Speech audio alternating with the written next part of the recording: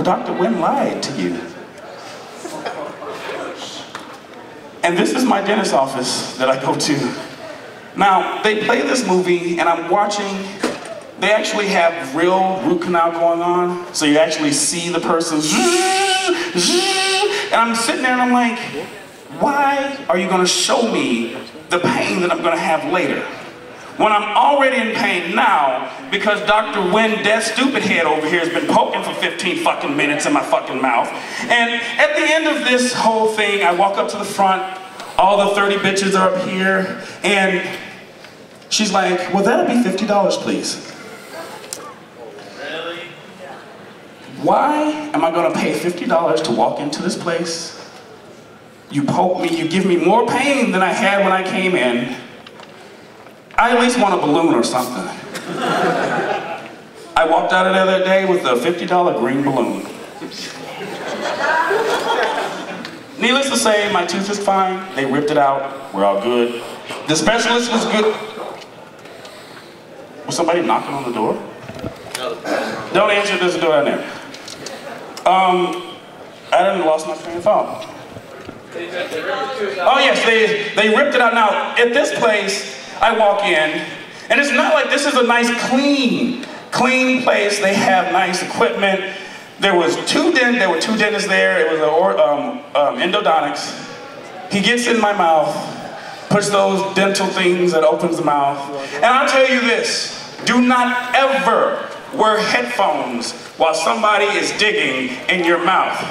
Because you hear everything. From the zzz, and then I heard the drill stop. Zzz. He starts to yank, and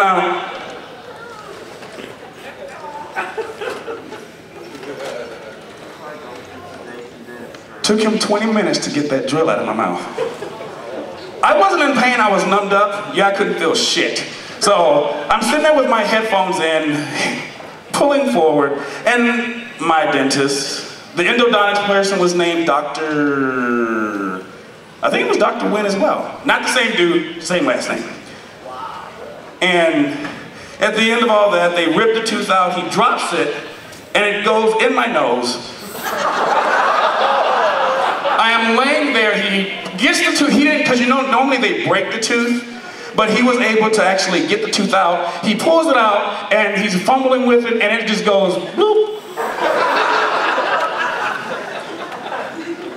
I was like, you might as well leave it there. You might as well have left it there. I've been through all this shit, paying 50 bucks for him to poke me in the mouth. Hello, come in, have a seat. You're late. But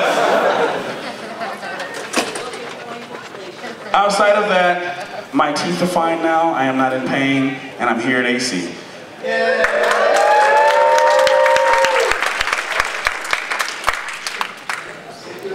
And I have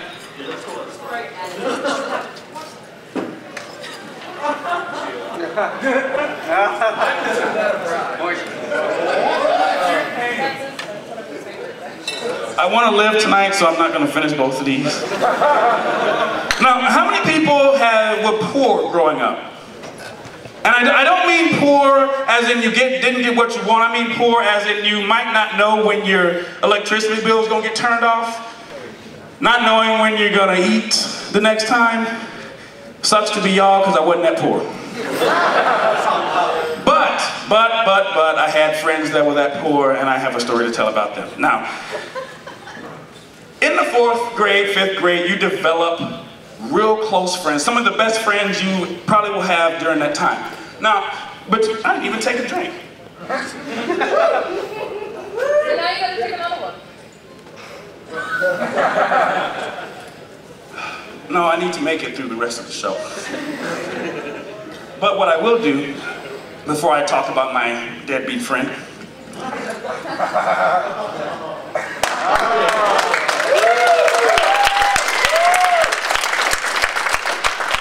now in the 4th or 5th grade, you know, when your friends are poor, you have your clothes that you wear that you see, like any normal kid, your clothes you wear every 2 to 3 weeks.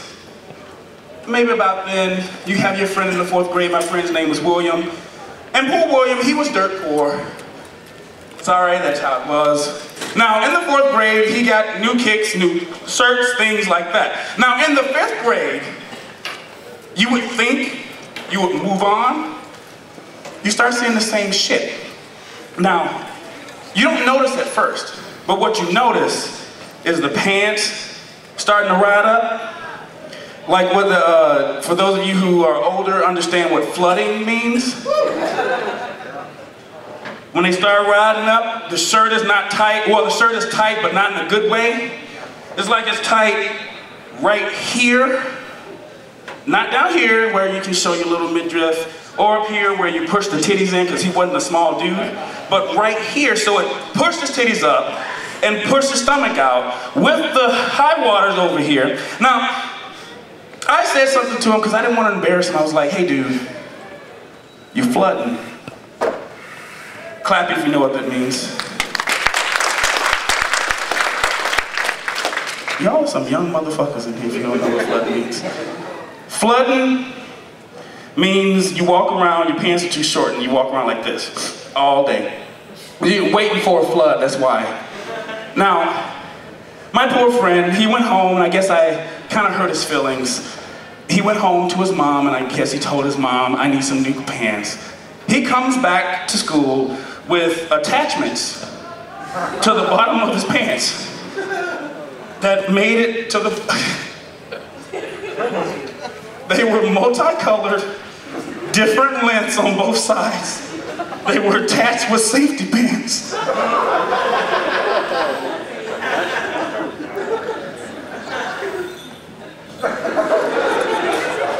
Now, I'm not done yet. Now, as you get bigger, and if you've ever ridden a bike as a child, you know the first thing that gets big is your thighs, because you're riding and things like that. Now, they forgot that his thighs got big. So he had actually they look cool, nice little attachments at the end of his pants, but his ham hock was so tight in these pants, he had to walk slow and couldn't bend because they were gonna burst. Now, in 4th grade, now this is 5th grade, we sit in the classroom and you say, I pledge allegiance to the flag, you have your... He sits down and they didn't rip, but they made a noise.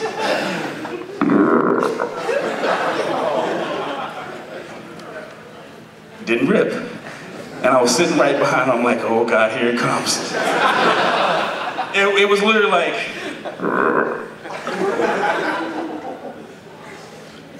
4 seconds later, his pants split. It wasn't a rip, it was a burst. And the noise, I have never heard it again in my life. It was just like...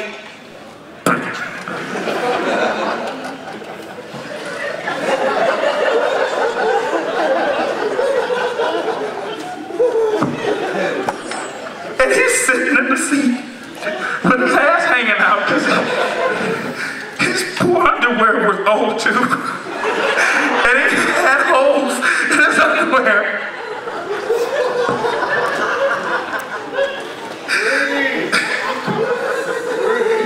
Now, let me tell you why they split. They didn't split because he sat down. They didn't split because they were just tight. He sat down and farted. And the pressure from his fart blew his pants up.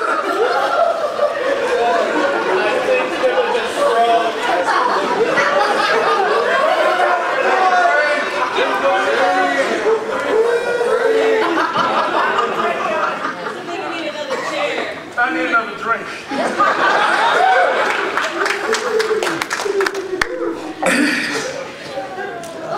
I'll never forget that day.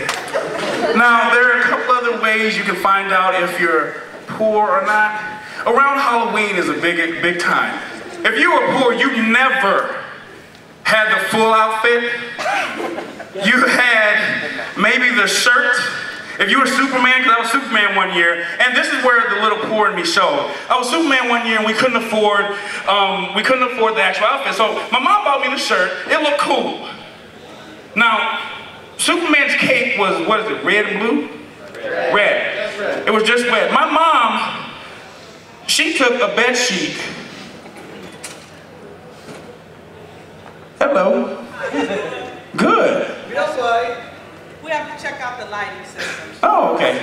They flickered it here earlier, but they hadn't done anything since. Okay. But around Halloween, you know, and she took the cape and she took a marker and colored it red. My mother is ghetto. Now, my poor mother, she was a single mom raising 3 kids, so I have to give it to her for it. If you came from a single parent family, please give me a round of applause for your parents. Because they worked their asses off for you. But my mother was ghetto. We had my cape colored red. She took some old shoes that didn't fit me anymore and cut the front of it up and put them on my feet. She wanted to take a picture of me like this, so she got a fan, put it in front of me, had the cape flying. Now, we were poor enough to where we were getting ready to take the picture, and as the cape was flying, the power went off. You should, oh shit, I meant to bring the picture. I'll post it online, check my FA because we have the picture. There's a picture of me with this thing flying, and it covers like this, and I'm like, and when you see the red cape that is obviously marker, and you see my shirt, which is way too tight because I moved on, but the shirt didn't, and it staying up to here with my shoes, and I had to wear jeans because we couldn't afford tights. I'll put it up, look for it. Now, I do a lot of volunteer work, and I volunteer for the Blind Children's Learning Center. Now, if you have a chance to volunteer for children, do it. It actually is a rewarding task. Now, every year they do one big event. This past year, they did a 4K walk.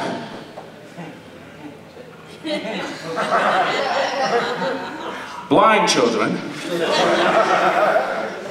4K walk. It wasn't like it was right down the street. They had corners. So, blind children walking around corners in the middle of the street, mind you. So if a car comes bowling down, they don't know where to run.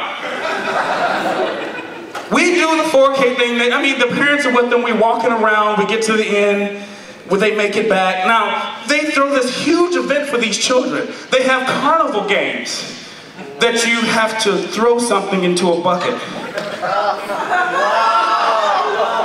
You have the little pegs you have to toss onto the pegs. You have to pick up the duck to see the number. Blind children.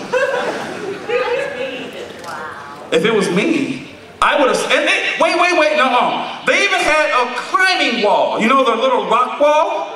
They had one of those, they had even the little jumpy things. I'm like, these children can't see shit. If it was me owning that place, I would have handed them a ball and said, throw it.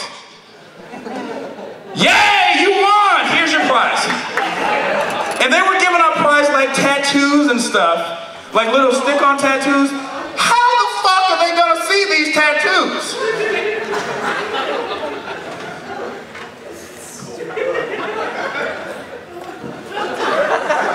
I just thought of one more game. They had a frisbee toss game. They had little slots that they had to toss the frisbee through. And I feel so bad for the people who was doing it because these children are tossing these frisbees and they're going everywhere.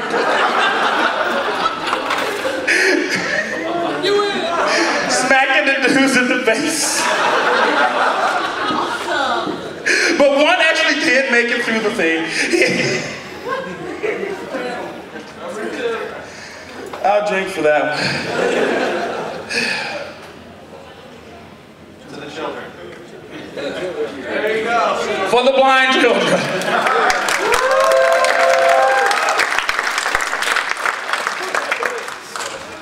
Okay. Now, how many of you have mates, boyfriends, girlfriends? Good for you. Mine, I have one now. And let me tell you a little story of our dates. Now, you know how much I can drink. My boyfriend on our first date tried to keep up with me. My boyfriend is 6 foot and weighs like 120 pounds. Wet. Yeah, he's skinny. I can almost do this around his waist. Even if he had a collar. Now, we go to Disney because I thought that would be a great first date. I can walk to Disney from my house, so we shuffled on over to Disney, first date. We go over to Disney's California Adventure. If you've never been, come out to California. I'll make sure that you get some free entry passes and stuff. We start drinking. I'm like on my 8th beer. He's on 8.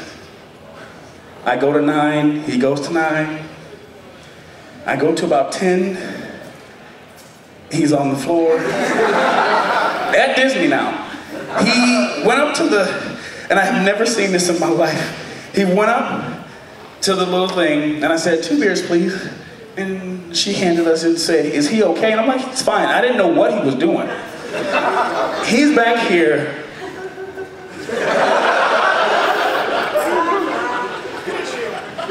Exactly. Actually, I was about to just say that. But he's sitting here, and she's like, is he okay? And I didn't look back. He's fine, he's fine, he's fine. And then literally when I say he was on the floor, Yep.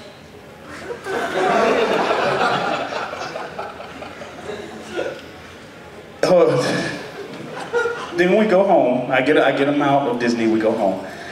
And we're getting ready for bed. It's all nice, this is our first date. We didn't have sex, not on the first date. But we're laying in bed and he jumps up, trying to hold all his vomit in. So, luckily, I had a bucket right beside the bed. I grab the bucket and I hold it to him and I hear, whoa! You ever heard of the term power washing? For a 6 foot, 120 pound dude, he almost blew a hole in the bottom of that bucket. He was throwing up so hard, chunks was coming out, food was coming out, I was getting hit all over my face. And I'm sitting there, this is our first date, mind you, rubbing his back. It's okay, darling, it's okay. It's all right, it's okay. And you know the little office buckets? This is the size bucket that I have. You know how big they are? He at least went about halfway. He filled up about halfway of power washing everything. I had already changed it to my night clothes. And I had to take a shower again because there was vomit all over my face, down my shirt. He even got it in my shoes. That was our first date. This ain't over yet. Date number 4. We go up to visit him. I mean, not we, I go up to visit him. He lives about an hour and a half away. Go up to visit him, date number 4. Now, I had only been in Southern California for about 8 months, so I really didn't know the area around that well. And I'm visiting him, and he's like, let's go to the gay bar. Now, how many know what a blue motherfucker is?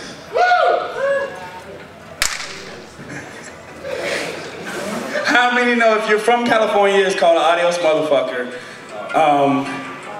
Trash can. what it is, a trash can, what it is, instead of, because I don't drink caffeine, so this drink is the same thing as a Long Island, but blue carousel and a splash of Sprite, or 7-Up, whatever they have. We go to this gay bar, he tries to keep up with me again. Hold on, that's not the bad part. So we're about 8 drinks in, and it's time to go home. I shouldn't have drove, but we had to get the fuck home, because the bar closed. He hands me the keys and I get in there. He sits in the car. As soon as he shuts the door, he blows it on the windshield. And just not on his side. He splattered the whole windshield. When I talk about power washing, that is exactly what he did.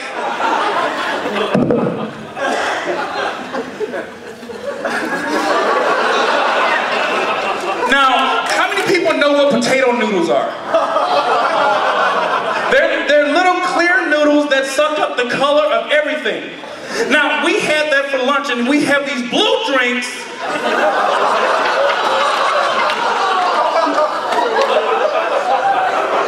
So, I have blue potato noodles sliding down the windshield while my boyfriend is throwing up over here.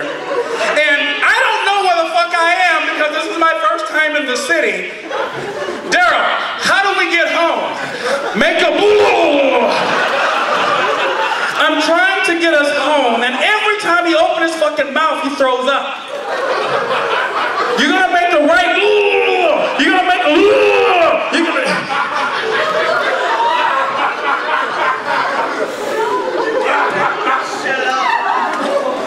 Driving home normally takes about 10 minutes. Took us 2 hours. Because I couldn't see through his blue shit that was up there. We get home, get him up to his room. I get his clothes off because he had messed himself. And lay him in bed. I'm not gonna get in the bed with him because I'm not gonna let him throw up on my fucking back. So, and he has a little spare bedroom next to him, and I go in there and sleep. I'm glad I didn't sleep with him. As I was getting ready to fall asleep, what do you think I hear?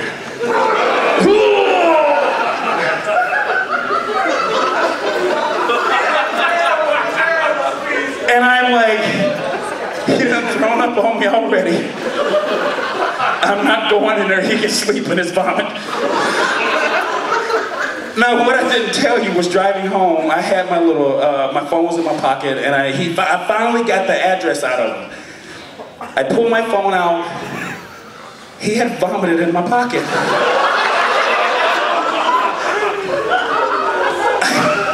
get my phone out, and there's this long blue noodle on the front.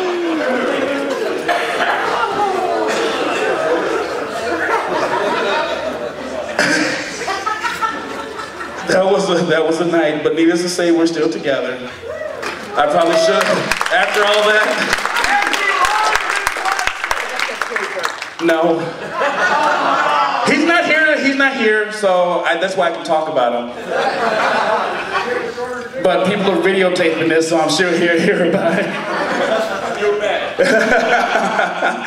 Now, let's talk about my favorite subject, which I talk about all the time. Let's talk about sex. Yeah! How many tops we have in the room? Yep. Tops. Oh yeah. Numbers. How many bottoms?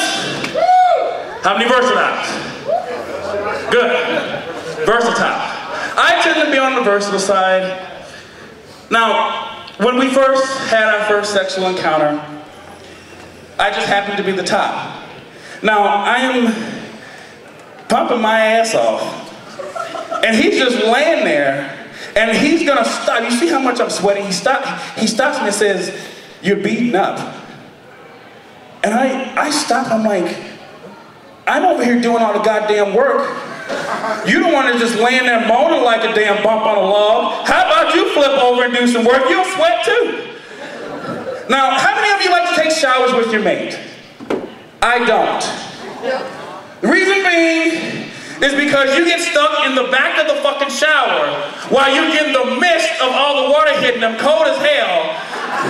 That ain't gonna work for me. I got a lot of rolls up here I gotta wash, so a mist is not gonna work. At least when I'm in the front of the shower, I try to let some water droplets pass by. My shower isn't that big, so we kind of have to squeegee around it.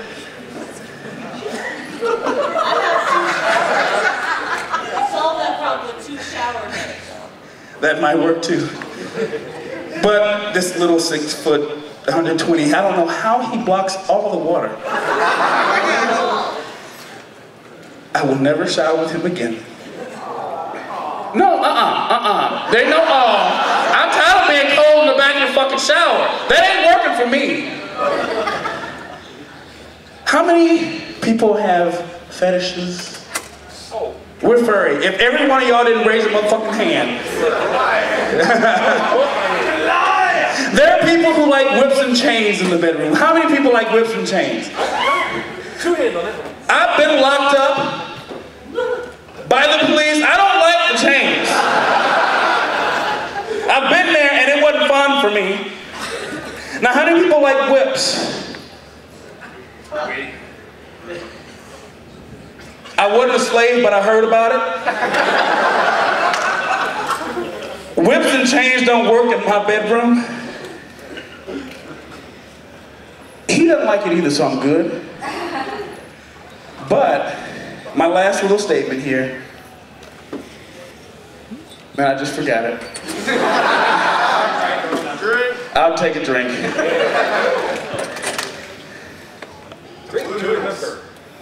Oh, actually, I need something stronger.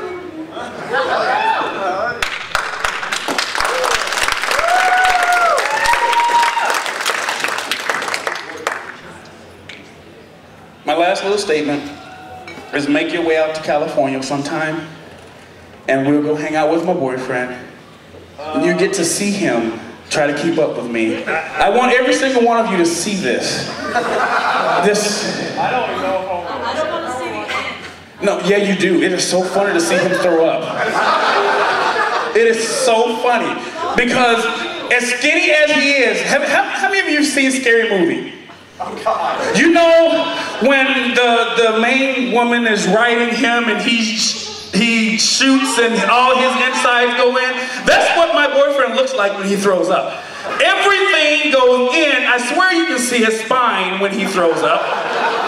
From the front! But come out to California sometime. We'll go to Disney, we'll drink, and we'll definitely hear my boyfriend go, thank you.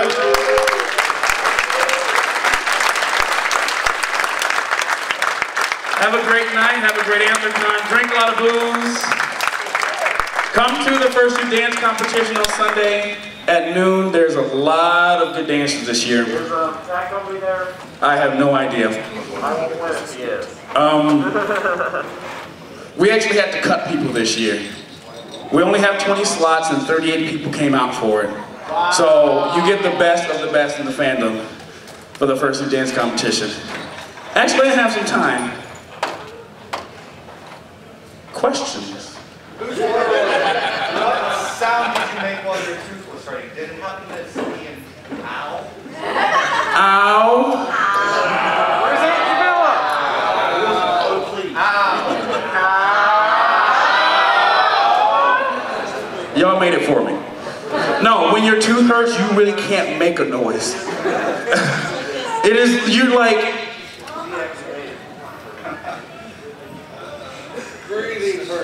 Next question. Who's been your favorite comedian of all time, outside of a certain Griffin we know? Actually, 2 is not my favorite comedian. Thank you. I love them, but I started with other people. For those of you who, Bernie Mac. Yes. Bernie Mac is one of my idols. So is Steve Harvey. Yeah. Bill Cosby is up there. I watch Bill Cosby stuff all the time. Carol Burnett. Yeah. And Betty White. Those are my comedy idols. I had one girl in the purple. You're looking at your phone. You have your hand. I'm going out to California for my 21st next year. How can I get a hold of you? jfoxcoon@gmail.com. Okay. Don't try to keep up. No, you try. Question? Yes. Okay. If you could go back in time and meet a comedian that you think influenced other comedians in the future, who would you meet? Richard Pryor.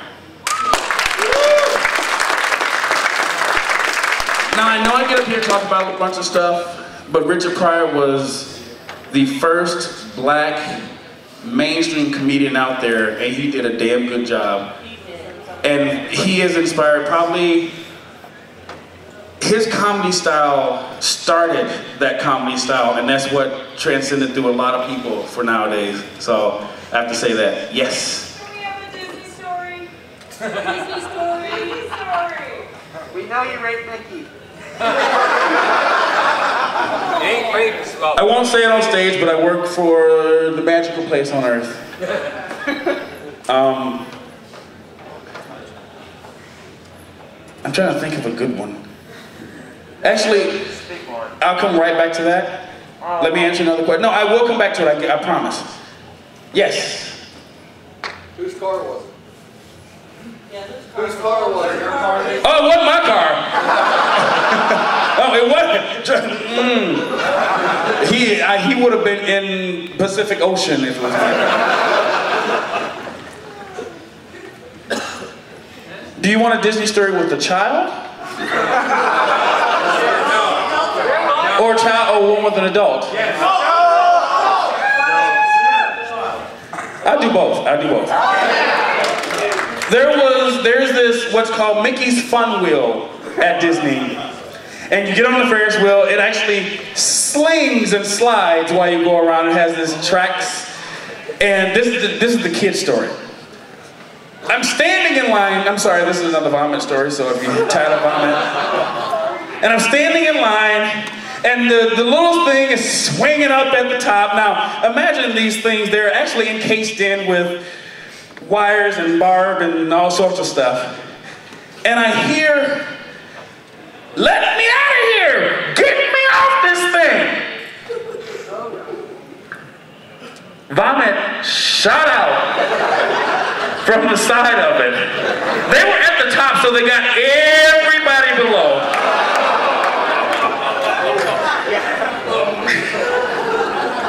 And I'm standing in line, and I'm cracking up, and all these people are this poor kid. No, fuck the kid, this was hilarious. And I'm sitting there, and you can see the chicken leg and the chicken meat come down. Anything that he had, it was dripping down and hitting everybody below. And it was so funny because there were the California white girls. They were sitting and they're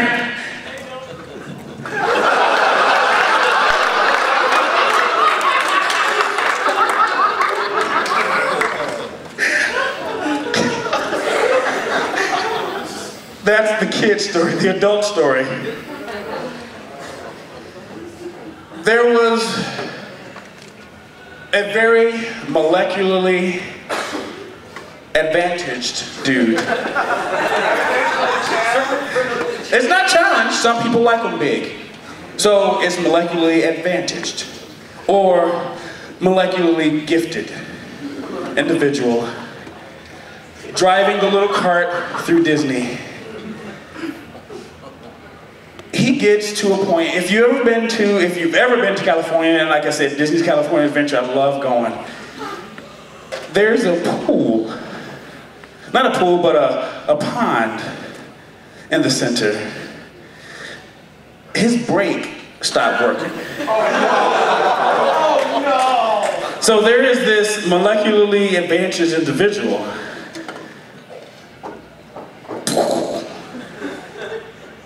And it was slow motion. You know how you get there and you teeter over the edge? He was big enough to where he couldn't teeter back. into the water. The wave ensued, rippled across this entire lake, and splashed kids on the other side. It was not.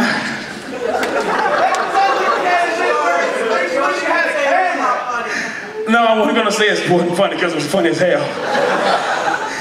It was not a sight you wanted to miss, and it will ever be ingrained in my head. I have never seen a person make a wave that big. Even doing a cannonball, and he wasn't even trying. Next question. Yes. TSA story. TSA story.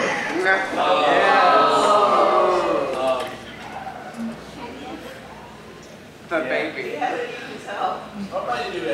I have to figure out what I can tell. I thought this was an underrated show. Well, I can't say certain things.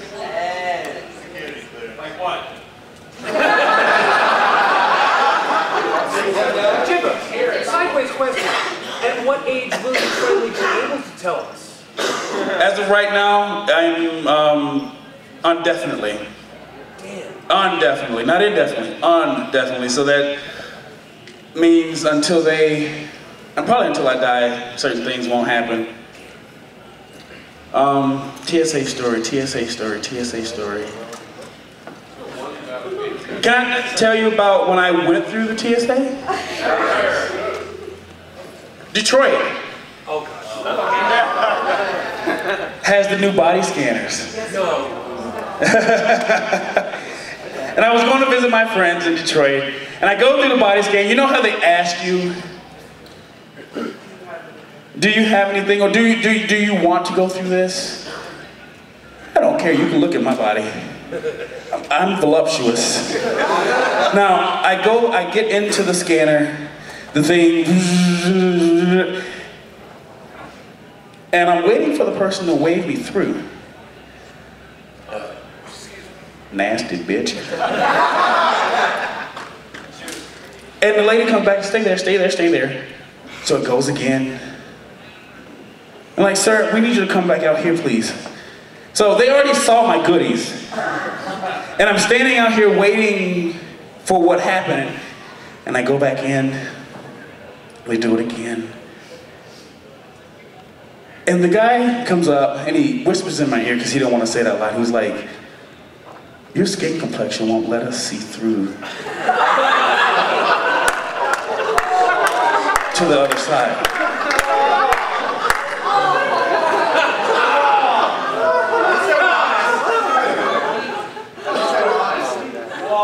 The machine was broken, but that's what he came and told me.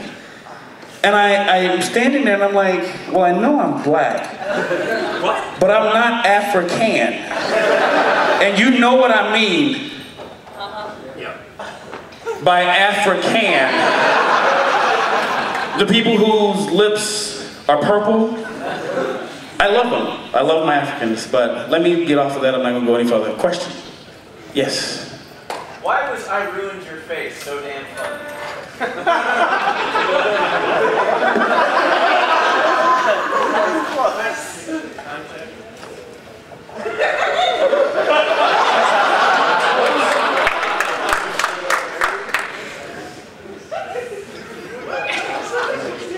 You better take another one.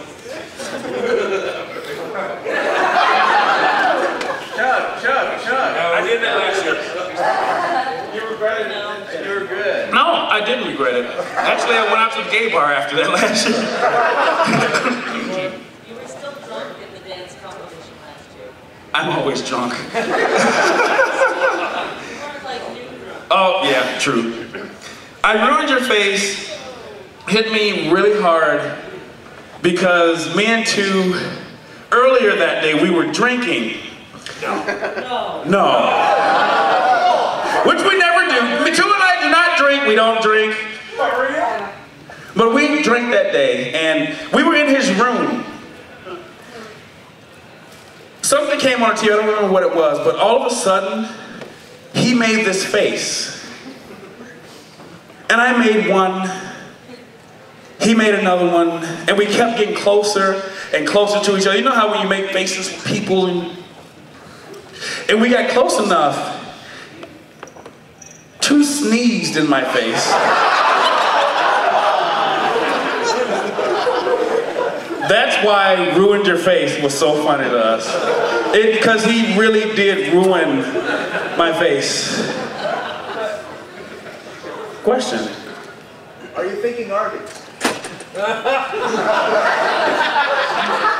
I can hit him for you if you want. You know, those of you who were here earlier today already heard the story, so I'll tell it again. I have a friend over here who has a nice cleavage. Let me tell you why I know about her cleavage. Who likes Arby's? Her cleavage does too. She had a boyfriend at the time. Now they're not together, but whatever. And they went to Arby's and they had spare sandwiches in the refrigerator. And I was talking to somebody. She's sitting right next to me. I'm always drunk. Besides the point. This is the Arby's sandwich. So, her husband at the time comes over to give her the Arby's sandwich and tosses it in her cleavage. Now, I didn't see this, and she turns around and she's like, "Would you like an Arby's sandwich?" So to me, when I saw her before, she didn't have a roast beef in her cleavage, and then after, she pulls out a roast beef sandwich and offers me, "Why the fuck am I gonna eat a roast beef sandwich from your cleavage? I can do that myself." That has always been the running joke between us that I'll never forget. Yes. Everyone's been asking me, do you still have my gear? I still have the gear, yes. I meant to bring it and left it at home by accident. There's a lot of stuff I left at home because, like I said, it was a last minute trek out here. Any more? Yes. Sideways question with the gears. What has been for you the most absolute, you are broken, nose is bleeding, laugh out loud from Agent Elron so far? For those of you who don't know, with the 2 Cent Show, Agent Elron draws a cover art every show. This woman is like the speed demon of art. Agent Elron, go! Boom. And the funniest one was when we was at the eye doctor. If you've seen that. There is 2 getting an eye exam. Toast is the doctor, and I'm standing over the side holding the tray as the dental assistant with pink heels and a huge rack. And I think that was only the 2 biggest things. That's one of my favorites, actually. And I printed, that's actually on my wall at work. I work in an office and I printed and put it up there. Anything else? Nothing else? Actually, we went over time. So thank you guys for coming.